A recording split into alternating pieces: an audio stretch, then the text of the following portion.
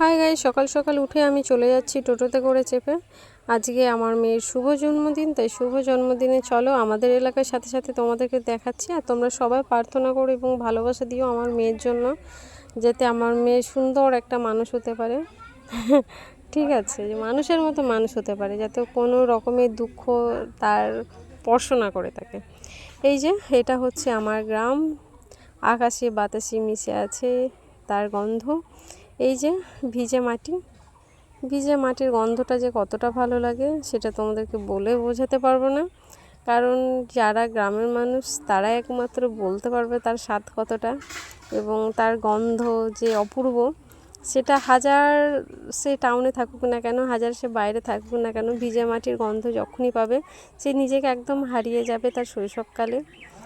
এখানে আমার প্রিয় একটা তারকা আছে, যে তারকাটা তোমরা সবাই চেনো। আমি রোহিত শর্মার ফ্যান আছি, রোহিত শর্মা আছে আমার প্রিয় খেলোয়াড়ের মধ্যে, ও আছে। আর একজন আছে হার্দিক পান্ডিয়া, আমার অনেক পছন্দের একজন প্লেয়ার। তো এই দেখো বলতে বলতে চলে যাচ্ছি আমি। তো এখানে তোমাদেরকে দেখানো জাস্ট খেজুর গাছগুলো দেখো। আর আমাদের এখানে সব রকমের ফসল হয়, মাঠকে মাঠ, এখানে শুধু ফসলই হয়, সব রকমের ফসল পেয়ে যাবে গ্রামের মানুষ যেহেতু আমরা।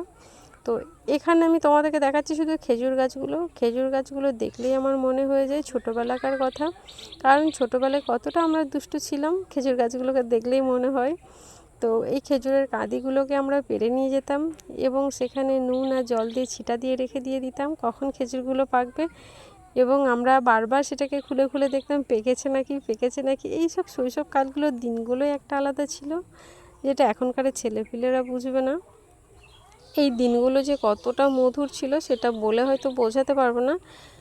দেখো বলতে বলতে চলে যাচ্ছি আমার গন্তব্যস্থানে, আমার মেয়ের জন্য কেক আনতে যাচ্ছিলাম। তো এই দেখো গরু, এগুলো আমি তো এখন দেখতেই পাই না, এখানে এসেছি তাই দেখতে পাচ্ছি। তাই প্রকৃতিটাকে এতটা ভালোবাসি, এতটা ভালো লাগে, আমার ভালো লাগার জায়গাগুলোকে তোমাদের কাছে শেয়ার করেছি। আর এই রাস্তা দিয়ে সবসময় আমি যাতায়াত করতাম, আজ এখন সেই রাস্তা দিয়ে অন্যরা যায়।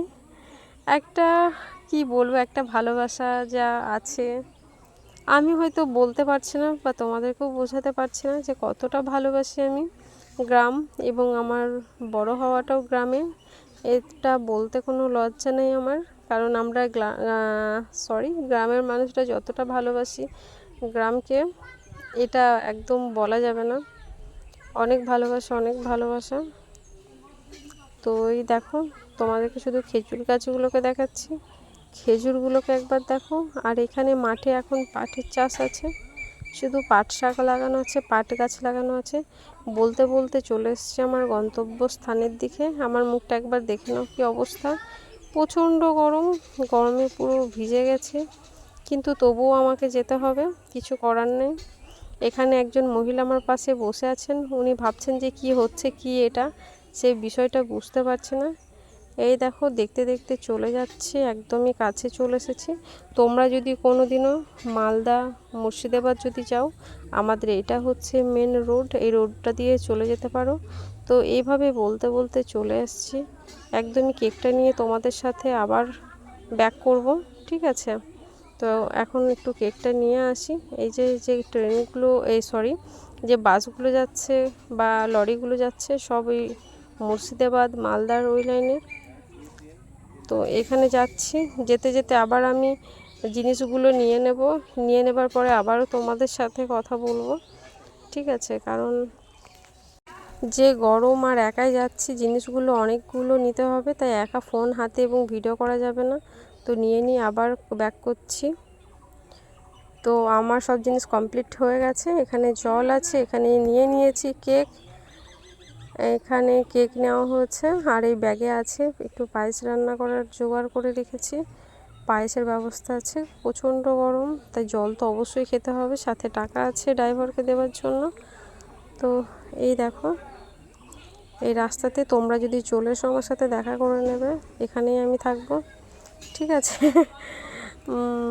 আর বাড়ি চলে এসেছি কথা বলতে বলতে। আর এখানে বাড়িতে কেক আছে, মিষ্টি আছে, পায়েস রান্না করার জন্য চাল টাল রাখা আছে, অনেক কিছুই আছে। তো এখানে আমার মাসি আছে, এখানে আমার মাসির মেয়ের মেয়ে আছে, এখানে আমার মেয়ে আছে, আমি আছি, এই যে। তো এখানে বার্থডেতে এই দেখো আমরা খুব এনজয় করছিলাম, এখানে ছোট্ট করে একটা বার্থডে সেলিব্রেট করছিলাম।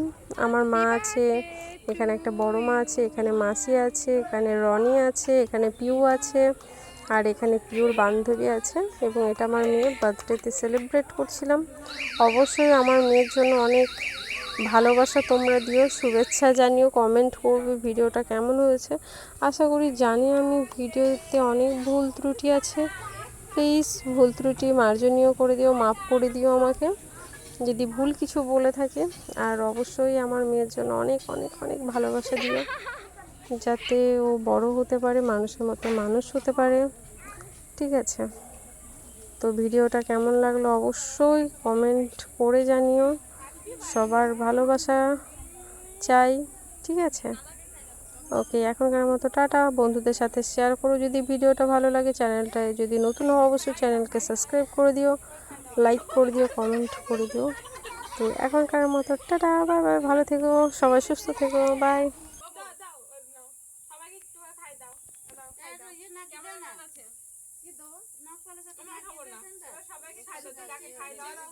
জ্বলবে যে, জ্বললেও ভালো হয়ে যাবে।